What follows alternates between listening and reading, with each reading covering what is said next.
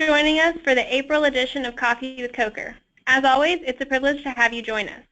Immediately following today's presentation, we will have a question and answer period, so please feel free to submit your questions in the area provided in the GoToMeeting dashboard. The participant phone line will be muted for today's presentation, and the materials will be emailed to you shortly after the conclusion of the session. As you exit the webinar, a brief survey will pop up, and we would greatly appreciate your feedback on this presentation as well as suggestions for future topics. Justin Shanley, Senior Vice President in Coker Group's Financial Services Division, will be leading today's presentation. Please join me in welcoming Justin. Thanks so much, Savannah. It's great to be with everyone today, and look forward to the next hour that we can spend talking about physician compensation and benchmark data. Hope it will be a worthwhile use of your time. At the end of the meeting, I'd like to accomplish two things. One is to further your understanding of the topic at hand, and hopefully have a few nuggets of wisdom that you can take and impart in your organization. The other is to emphasize the fact that I am not a graphic design expert, and so the slides that you will see will demonstrate the fact that they are coming from an accountant. So bear with me as we walk through many illustrations of what we're going to talk through today. So just to dive in real quick, I want to give a quick overview of Coker, just so that you have a perspective from which I speak. Coker is a national healthcare consulting organization. We provide a lot of different services in 4 key areas: strategy and operations, finance, technology, and executive search. We work literally all across the country with hospitals large and small, medical practices large and small, in all of these areas, and of course would love to assist any of you on your needs. And just to provide a little bit more insight as to me, I have been with Coker for about 10 years and co-lead our financial services division, and I spend about 85% of my time on physician compensation related matters.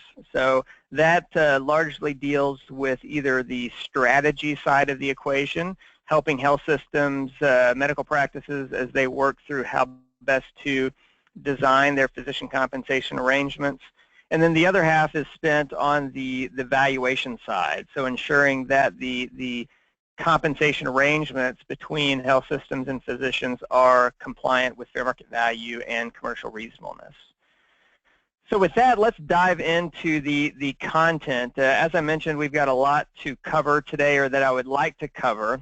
And just to highlight what I have on the agenda is really a quick intro looking at survey data, how it is used, how perhaps it's misused, looking at some of what I see as being the problematic models that exist right now, which oftentimes stem from inaccurate application of survey data. And then finally, we'll wrap up today with just a few thoughts as it relates to how the use of survey data, how the use of common variables such as wRVUs will be impacted as we see this transition of volume to value. So with that, let's dive in and just quickly look at the overarching situation and then progress into more depth as we go along today. So the first thing I want to highlight is, really why we're even having this discussion right now. Because 5-10 years ago, the focus on physician compensation in hospital-employed settings was really not what it is today. And what's changed? A lot of it has been the Affordable Care Act. In my mind, the Affordable Care Act is synonymous with change right now, and it has stimulated so much change in the health care environment. One of those key changes is how physicians interact with health systems. And what we find right now is most health, I shouldn't say all or even most, but the majority perhaps of physicians are engaged in some way, in some form of alignment with the local hospital, whether that is through employment, through professional services agreements, affiliation via an ACO, it can be a whole host of different of avenues, but that has directly changed, in my opinion, largely because of some of the changes enacted with the Affordable Care Act. Other changes, of course, reimbursement rates, the cost of practicing medicine, recruitment and retention. Those are all perhaps anecdotal changes as a result of the Affordable Care Act that have led even more so to a closer affiliation with physicians and health systems, oftentimes in employment. A few stats to back that up. Looking at a recent survey, since 2001, reimbursement or professional fees that physicians receive have really remained flat or decreased. We all know that the cost of practicing medicine in a private practice setting has gone up, so that squeeze has resulted in physicians looking at other alternatives to ensure they generate a market-based wage for their services. Another interesting stat comes from the Merritt-Hawkins recruitment surveys. And this stat, I think, just highlights how much the industry has changed.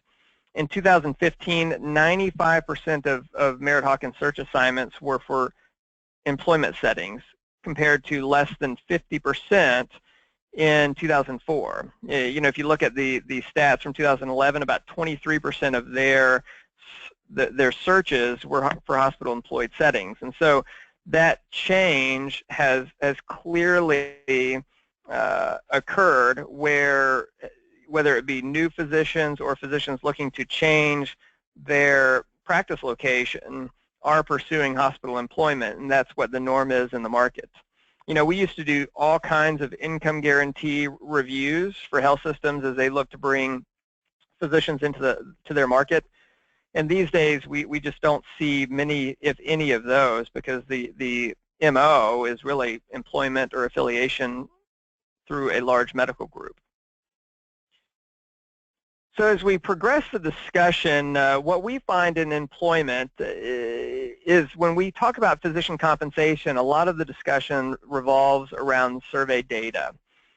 And then if we talk about survey data, a lot of the discussion revolves around the rate per work RVU, or often referred to as the conversion factor, that will translate production into compensation. And then if we progress further, when we talk about the conversion factor, that rate per work RVU, not always, but oftentimes the common approach is to peg that rate per work RVU at the median.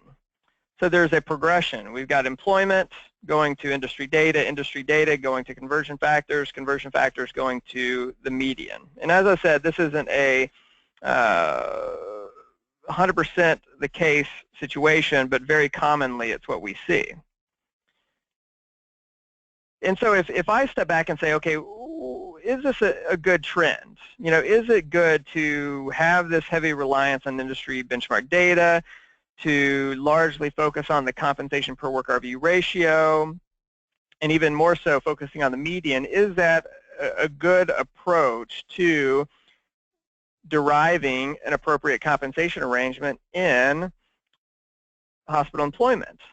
And what I would say is, inherently, it's not bad. Industry benchmark data is very good. It's very useful. I couldn't do what I do on a day-to-day basis without the survey data. So it's a very useful source. Oftentimes, I think it's used more than a baseline. I think it's used as the gold standard in establishing a compensation model, and I think oftentimes we should use it more as a baseline.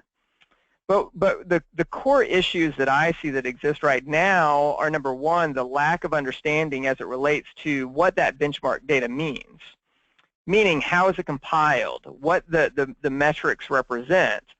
And then as we develop compensation structures, the improper use or application of that data. I can name a number of instances where we are asked to come in and help redesign a compensation structure. And oftentimes we're fighting an uphill battle, not because of poor economics, but more so a poorly designed comp structure that has set an unreasonable precedent that now we're having to work back to what I would call market norms.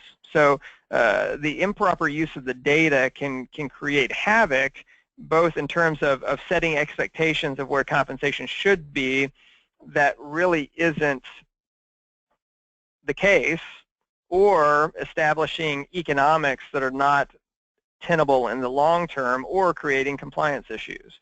So the understanding of that data is very important, and I hope today we can sort of dig into some of those details and come away with a better understanding of at least our opinion of that data and how it should be used.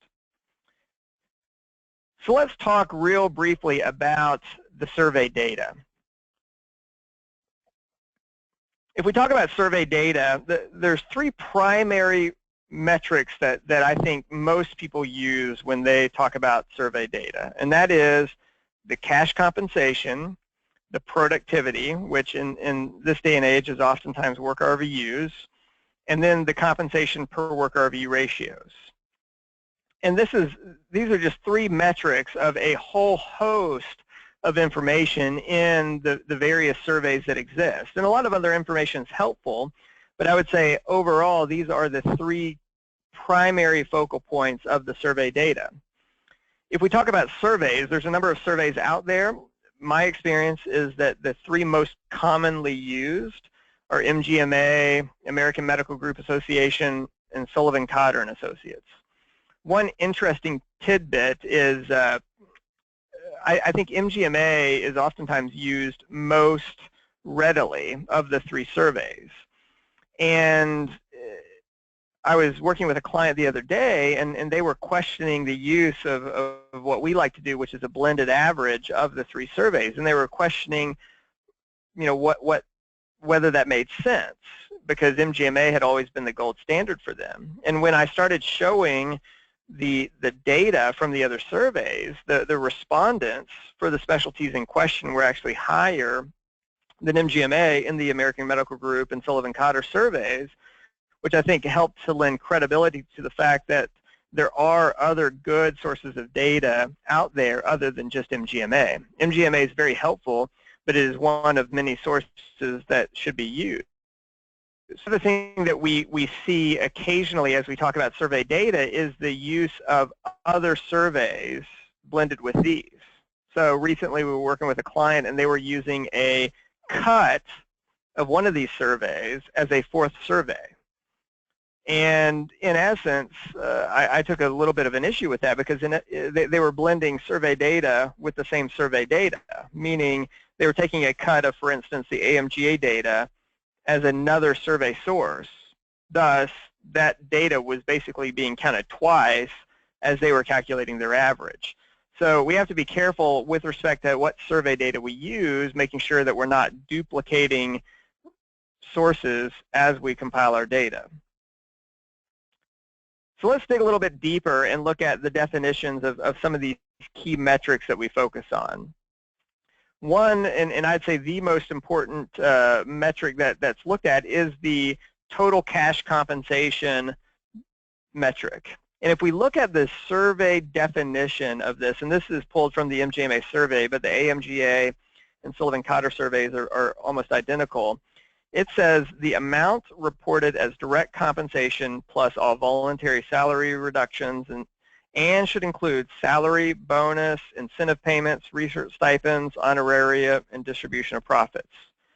So in essence, when we talk about total cash compensation in surveys, we're not talking about just the productivity-based pay. We're talking about the full Monty, whatever shows up on a provider's W-2. And we'll talk about that more here in just a moment.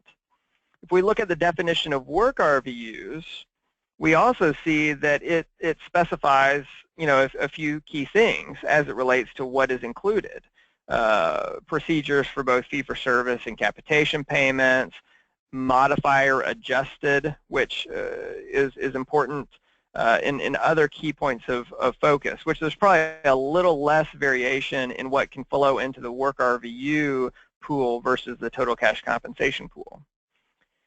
But if we focus a little bit more on total cash compensation, as I was mentioning, this is all-encompassing.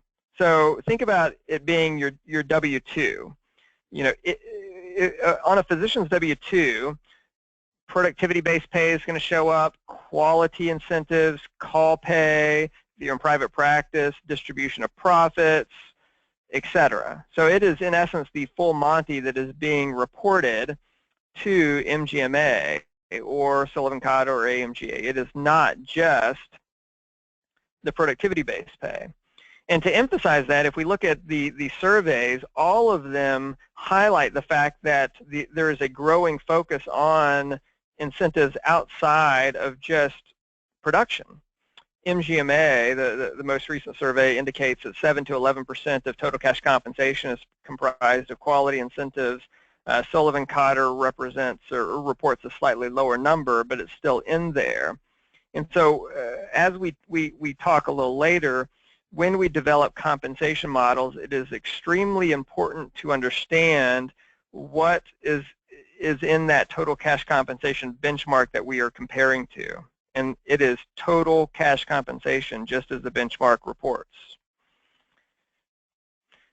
As we talk about wRVUs, a key consideration is modifiers. And I would say over the last few years, we've seen even more and more focus on the modifier impact. I was working with a client late last year, and the entire engagement in that instance was reviewing their calculations, their wRVU-based calculations, because they were concerned they weren't appropriately adjusting for modifiers and thus overcompensating their physicians. And so we did the deep dive review. We compiled all of the source data as it relates to what modifiers we would recommend applying and help them determine if they were calculating compensation in a compliant manner. So the issue there wasn't necessarily that the the rate per wRVU was too high. It was more so that they were not properly capturing, or they were potentially overstating the wRVUs such that it was creating a compliance concern. And I like to highlight, in the AMGA survey, they provide, I think, a good starting point with respect to modifier adjustments. So this is in some of the front pages of the AMGA survey, and it highlights for what I would call the most common surgical codes or modifiers that are applied to surgical procedures, what the adjustment should be. And the primary adjustment is assistant at surgery, especially for physician assistants or mid-level or other mid-level providers. The total value of that is 14% compared to the full value. So if a PA is helping with a total joint procedure, you know, they may get 20 wRVUs as credit for the surgical assist on an unmodified basis, but when you apply the modifier adjustment, the true value or wRVU value they should get credit for is 2.8, which is very different than 20 wRVUs. So as we talk about wRVUs, it's important to ensure that the data that we're using is modifier adjusted and truly reflects what the physicians are performing. And so if we take these two components, they create probably the most important definition in the surveys, which is the total cash compensation per wRVU value. And so once again, if we think about what we were just talking about relative to total cash compensation, if all of the surveys are taking the data for physician A, taking his total compensation that's reported, that's inclusive of all the components of pay, dividing that by wRVUs, that means that the total cash compensation per wRVU benchmarks that are reported are also reflective of total cash compensation, not just productivity-based pay. So when we think about those ratios, we need to think, and we'll talk about this more a bit later, how we apply those ratios in terms of developing the compensation structure.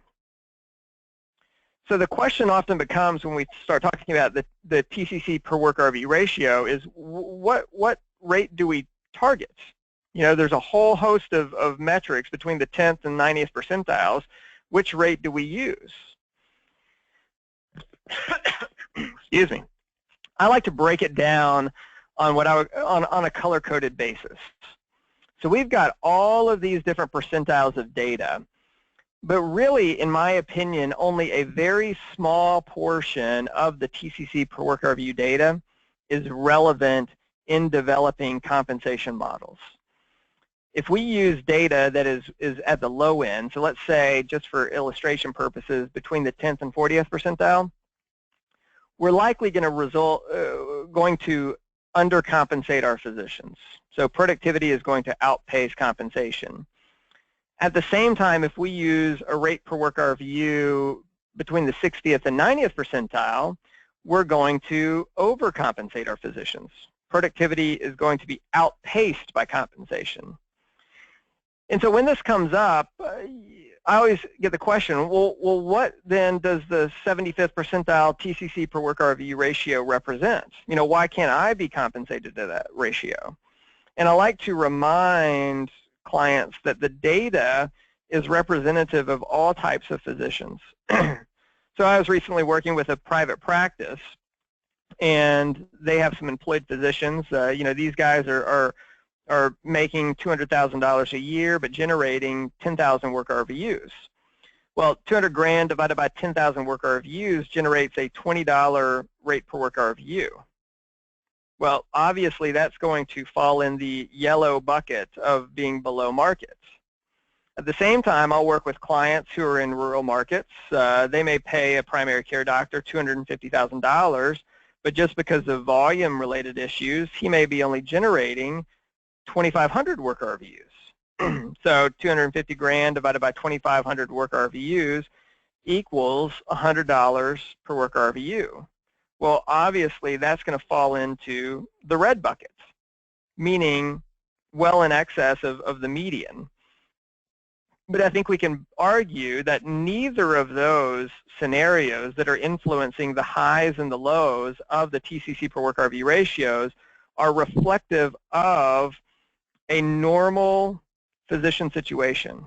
And that doesn't mean every situation is normal, but I think we can with a better understanding, realize that we shouldn't be compensating physicians at the 10th percentile TCC per work RVU or the 75th percentile TCC per work RVU, and there is a what I call a sweet spot with which we should focus in deriving the appropriate rate per work RVU to be used in the comp model. To illustrate it a little bit further, take a look at this slide. And in essence, what we're showing here is how the relationship between pay and productivity varies when you apply a rate per work RVU below the median, at the median, and above the median. And I've got this color-coded to sync up with the last slide. So if we're applying a rate per work RVU at the median, we're going to have pretty good relationships between pay and productivity. So if a physician's producing at the 25th percentile, it would result in 24th percentile pay. 75th percentile production equates to 76th percentile pay.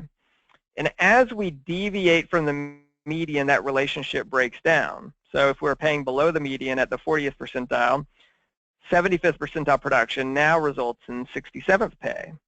But if we flip it to the red box, using a 60th percentile rate per work RVU, 75th percentile production equates to 84th percentile pay. And that relationship is going to deteriorate in both directions the further we deviate from the median. So the age-old question I get in so many instances is, well, I'm produced at the 75th percentile, so I should get paid at the 75th percentile TCC per work RVU ratio. And I say, no, if you're producing at the 75th percentile, you should get paid at the 75th percentile, and the rate per work RVU that should apply is whatever creates that relationship, which is oftentimes right at or near the median. And this does not mean that in all instances that relationship should be perfect. A lot of times that's influenced by economics, both high and low. So I'm talking in generalities here regarding the relationship. But once again, it's important to realize that the rate per work RVU that we're pulling from benchmark data, going back to this slide, has to be representative of typical physician situations. And there's a finite amount of data in those benchmarks that, in my opinion, represents typical physician situations. So not to digress too much, but I'd like to spend a little bit of time talking about regional data and illustrating my concept here. So oftentimes I get asked, well, you know, we should use, or should we use regional data? And my typical response is, well, probably not. And the reason for that, I think, is illustrated very well on this slide. So I had a client in Michigan, and they have an orthopedic surgeon, and they wanted to pay him using Midwest data. And it makes sense why. I mean, if you look at the Midwest data for orthopedic surgery, it's about 9% higher than the national data. So obviously, from the physician standpoint, it's a huge bump. And one could argue, just looking at the national versus Midwest data, well, the Midwest region would dictate such, which I think would make sense. But if we drill into the data further, it's quite interesting what we see. So what we see down below is a breakdown of the Midwest data by state. And so as a reminder, the client illustration is in Michigan. So if we look at the Michigan data, 8 of the 277 respondents are from Michigan. So less than 3, or approximately 3% of the Midwest respondents are from the state of Michigan, not even enough to generate a population of the median data because the sample size is so small.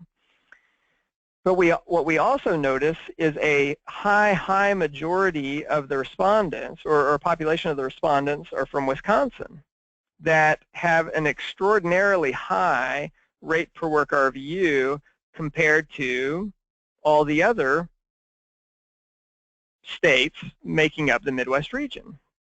So if I step back and look at this, the key question that I have is Wisconsin data representative of the client locale that I'm dealing with in Michigan? And is it any more representative of that client locale than the national data is? And my reaction is no. And so my recommendation is typically to start with national data, consider the economics, the recruitment retention issues, etc., of the market, and adjust accordingly.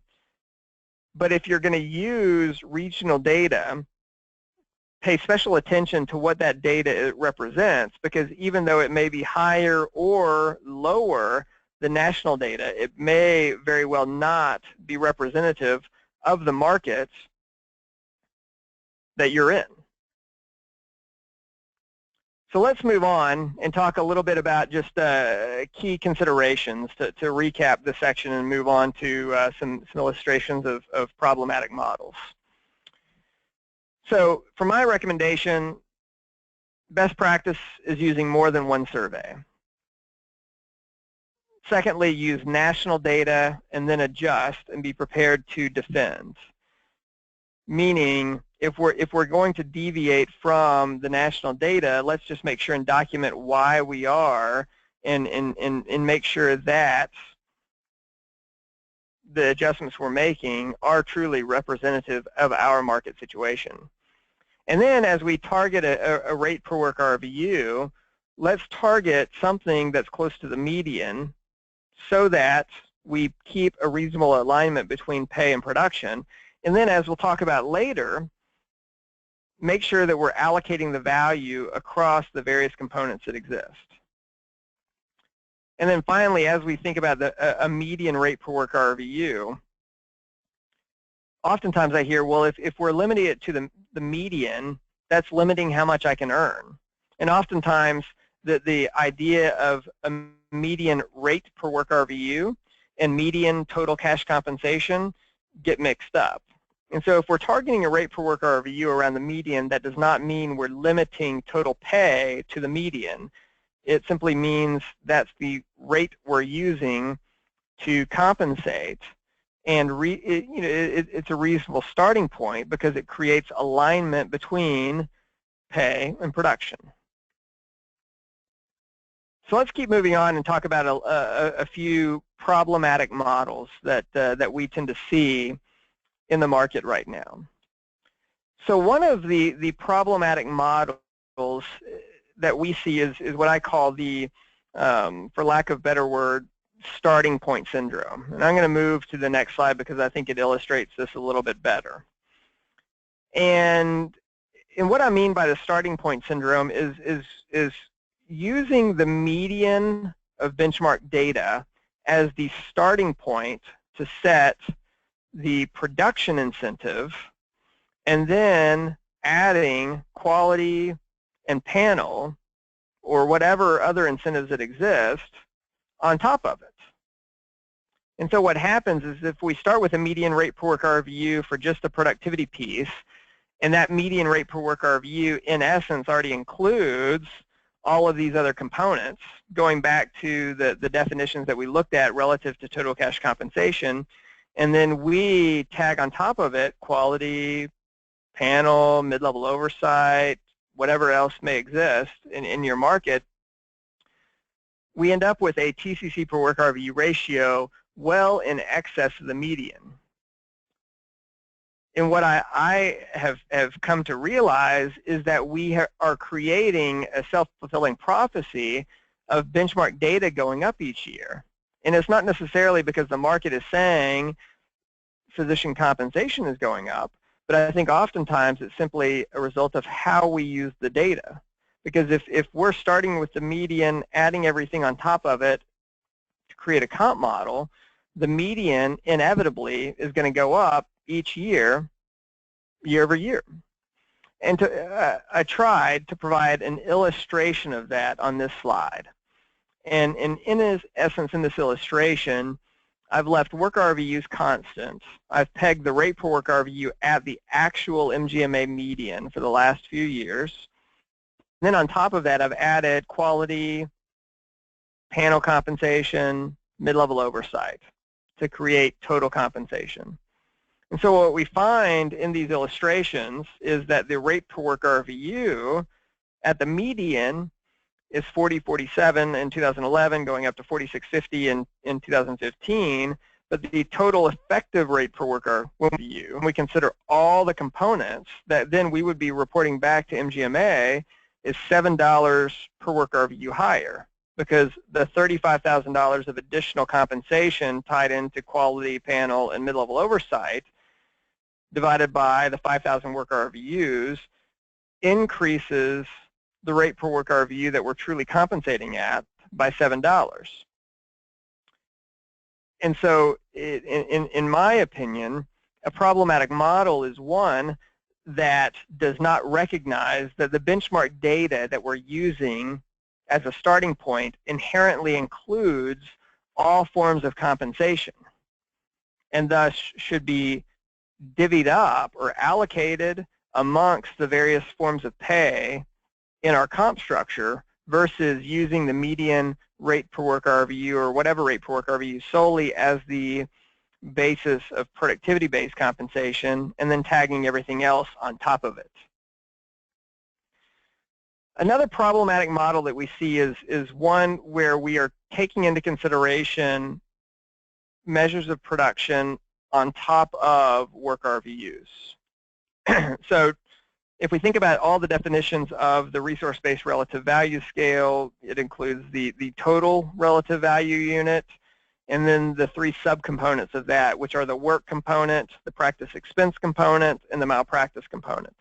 And I think if we look at the three definitions of the subcomponent, we can all agree that the work component is most reflective of what a physician is doing, whereas the practice expense component and the professional liability expense component really don't have anything to do with the physician's provision of professional services. It has to do with the overhead incurred, but not necessarily the provision of professional services.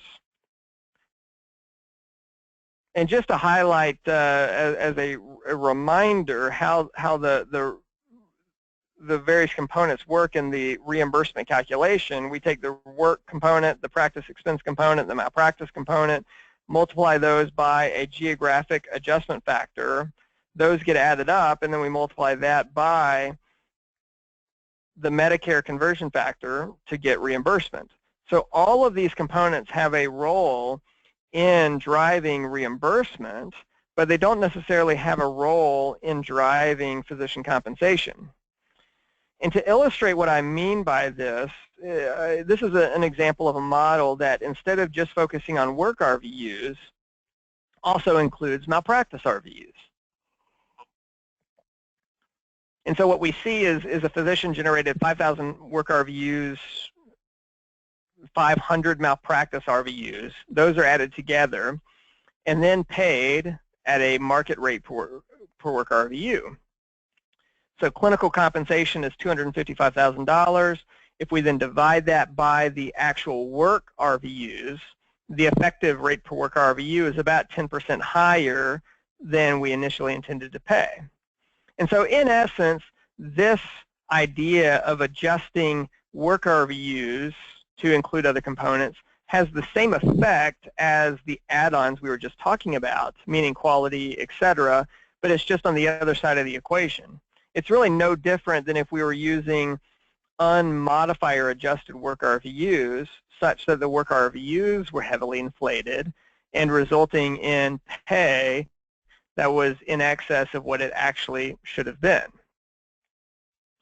So all that to say, if we're going to include other forms of measurement of perceived production, we need to make sure and adjust the rate per work RVU we're using to accommodate it. So in this instance, if for whatever reason we want to use malpractice RVUs, my recommendation would be tailoring down the rate per work RVU by 10% to get to an appropriate overall effective rate per work RVU. So once again, we just need to be careful and understand how the various components affect how we develop a comp model. So let's move on and talk about the order of operations. And I'll be the first to say, I sound like the biggest nerd for saying this, but a key issue that we see in the comp model development process is that the compensation model order of operations is not followed. And what I mean by that is if we think about developing a model, I see 3 key steps that should be followed in order. The first thing is we should define the model variables. So what I mean by that is like the conversion factor. You know, is it a single-tier model, a 2-tier model, a 3-tier model? You know, what are the conversion factors that we're going to pay at? Number 2, we should then decide where we're going to set base salary. Is it going to be $150,000, $200,000, $300,000, whatever it may be? That's step 2. And then step 3 is deciding or calculating the threshold at which the physician earns his base pay. And that shouldn't be done independently of steps 1 and 2. It should be done as a byproduct of steps 1 and 2. Meaning, if we set the rate per work RVU at $40 and we set base compensation at $200,000, we should set the threshold at 5,000 work RVUs by dividing 200 grand, the base pay we established in step 2, by the $40 rate we established in step 1. Because in essence, if we get those ratios out of order, it results in economics that will vary by physician within each specialty, which is not desired. And to provide an illustration of this, let's look at this slide. So we were working with a client that had in essence, a 2-tier compensation model. The contract, in essence, said, here's your base salary of $500,000. Here's your individual production target of $10,000. So if we do the math, the effective rate per work RVU, which is simply was a byproduct in this instance. It wasn't set. It was just happened to fall that way at $50. And then it said, okay, once you cross the individual target of 10,000 work RVUs, we're going to pay all the remaining work RVUs at $30. And oh, by the way, each year we're going to reset your base salary based on your prior year total production, which in my mind is an issue in and of itself because we're not leaving room for actual incentive. But that's a discussion for a later day.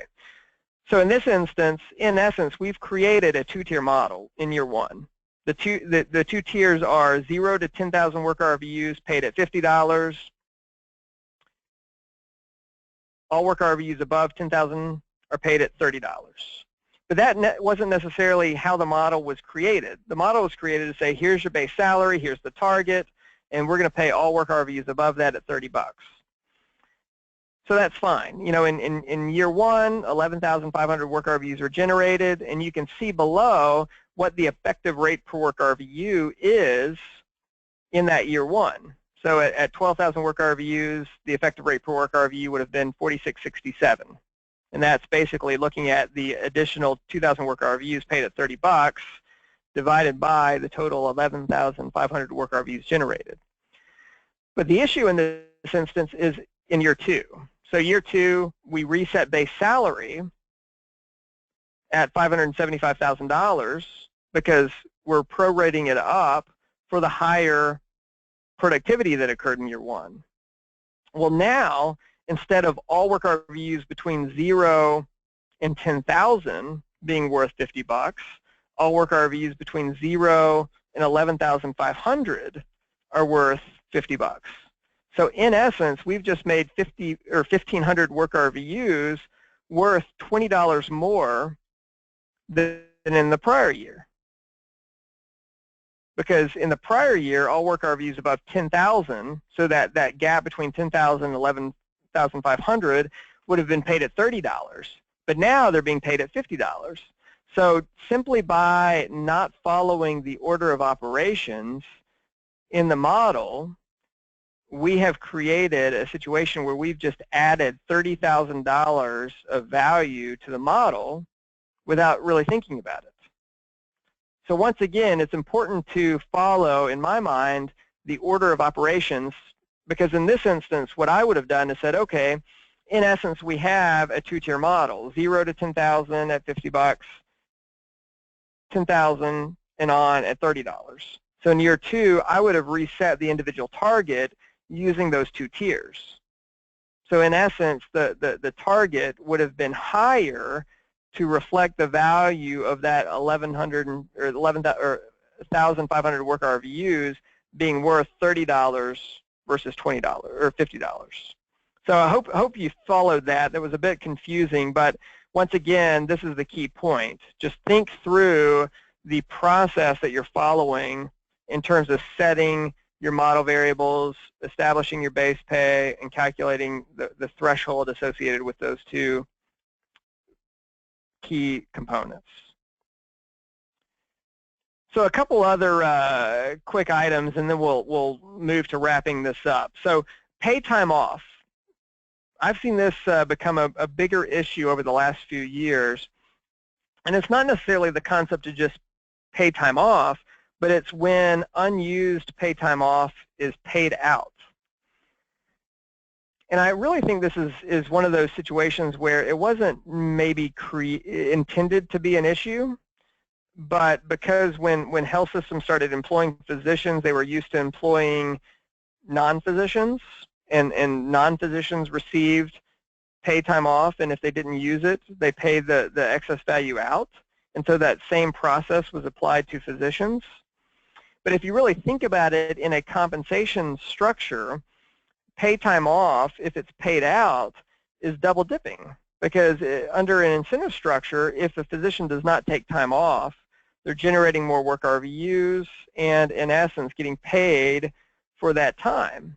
And so if we pay out the unused PTO, it creates a double payment and then affects the rate per work RVU that we were initially targeting.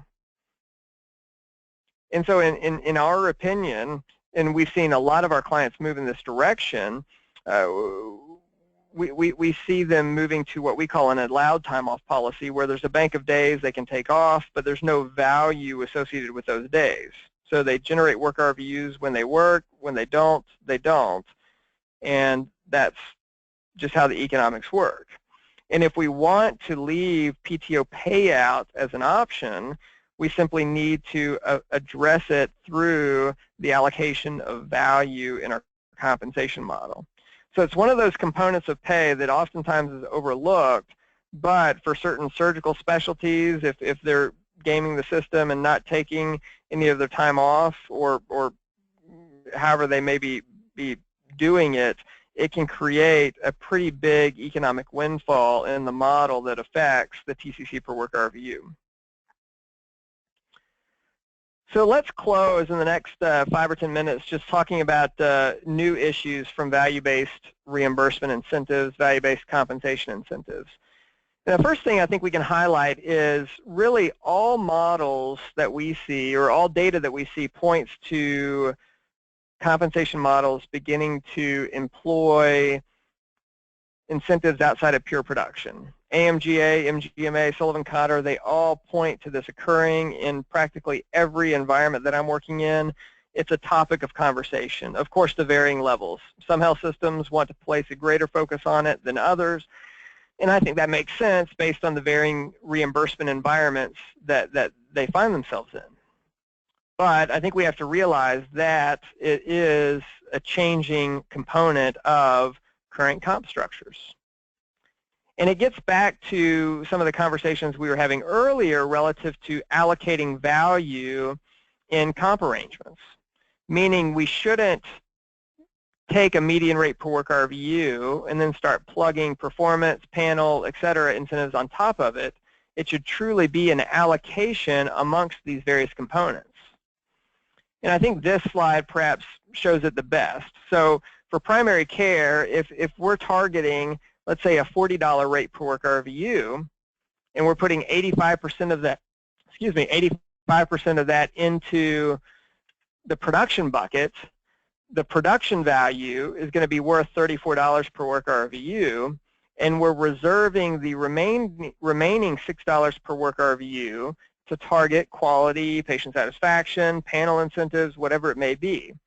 So that then when we take the various components of pay and add them back up, we get to that market rate per work RVU of $40 versus starting with $40 and adding a bunch of stuff on top of it.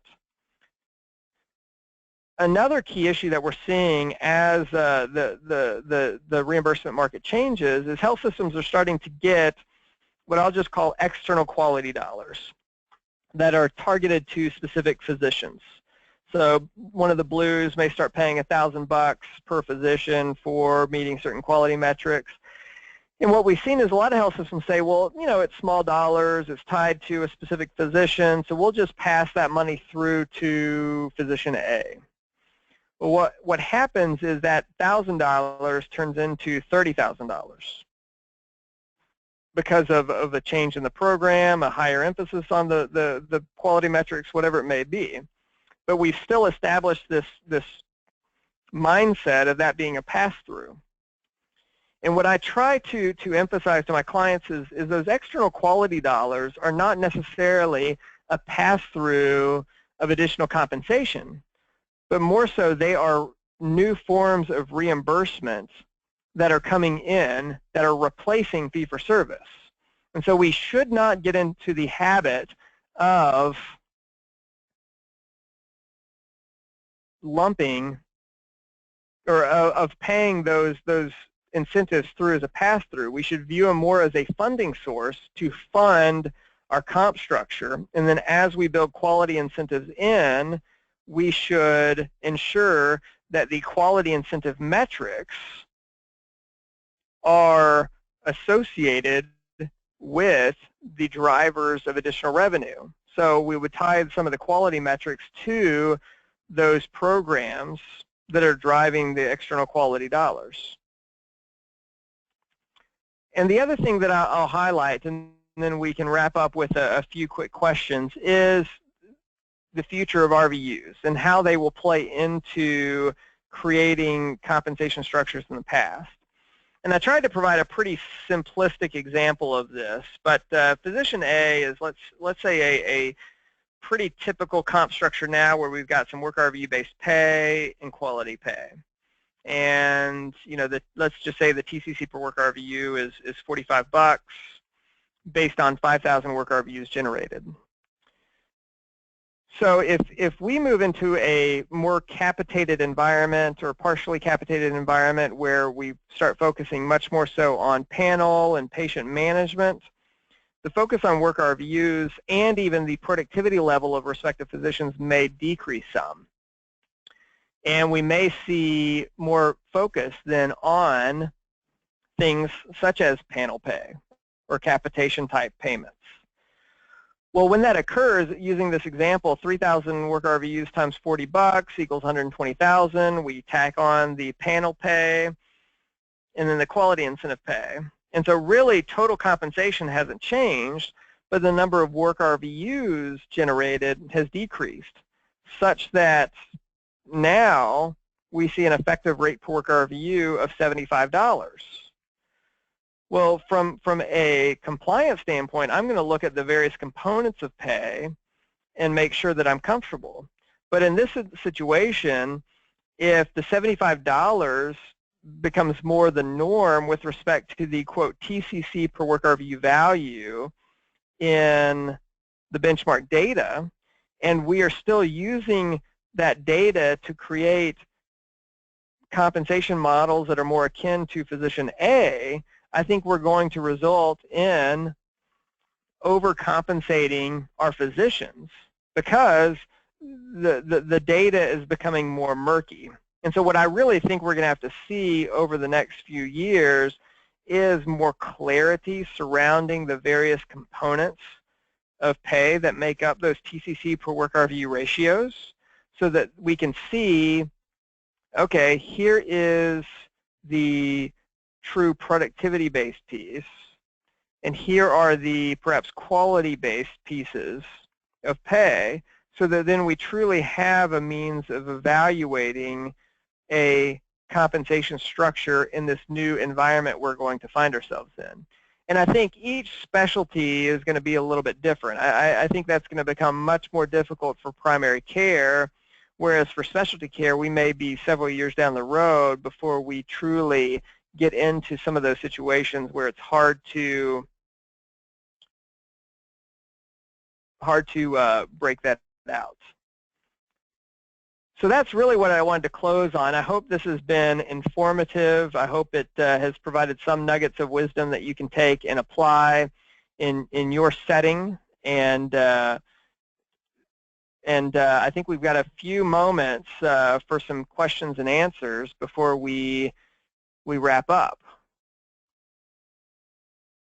So feel free to submit your questions and answers in the dialog box. I think one question came in about, let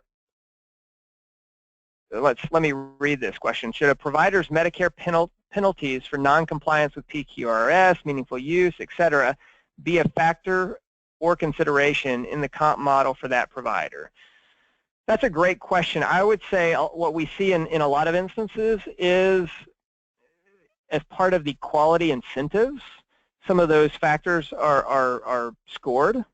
So meaning when we develop the quality metrics, achievement of meaningful use may be a component, PQRS measures may be a component, and so that's going to drive their ability to earn that other pool of funds, that quality incentive. What we've seen also in some models is that health systems are tying together quality and production, meaning there's minimum standards they have to meet on both sides of the fence to fully earn all of the compensation.